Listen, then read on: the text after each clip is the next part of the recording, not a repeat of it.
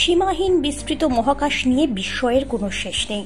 রাতের আকাশে দেখা লাখো লাখো অজানা তারা প্রমাণ করে দেয় ব্রহ্মাণ্ডের বিশালতার কথা।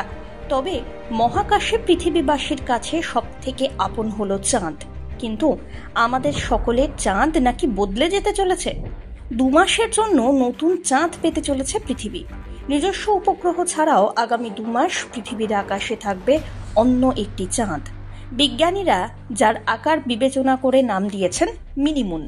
সেপ্টেম্বর থেকে নভেম্বর পর্যন্ত পৃথিবীর আকাশে এই মিনিমুন দেখা যাবে। মিনিমুন বা পৃথিবীর এই নতুন চাঁদ আদৌ কোনো উপগ্রহ নয়, বরং এটি একটি গ্রহাণু। সূর্যের টানে যা সৌরজগতের মধ্যে ইতিউতি ঘুরে বেড়ায়।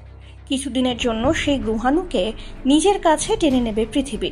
নির্দিষ্ট সময় পর তা আবার পৃথিবীর টান ছাড়িয়ে বেরিয়ে যাবে মহাশূন্যে। বিজ্ঞানীরা জানিয়েছেন এটি একটি অতি বিরল মহাজাগতিক ঘটনা। তবে এর আগেও এমন ঘটনার নজির রয়েছে মহাকাশে। যে গ্রহাণুকে আগামী কয়েকদিনের মধ্যে পৃথিবী আকর্ষণ করতে চলেছে তার নাম দেওয়া হয়েছে 2024 PT5। পৃথিবীর মাধ্যাকর্ষণ বলের প্রভাবে আগামী 29 সেপ্টেম্বর ওই গ্রহাণু পৃথিবীর কক্ষপথে প্রবেশ করবে।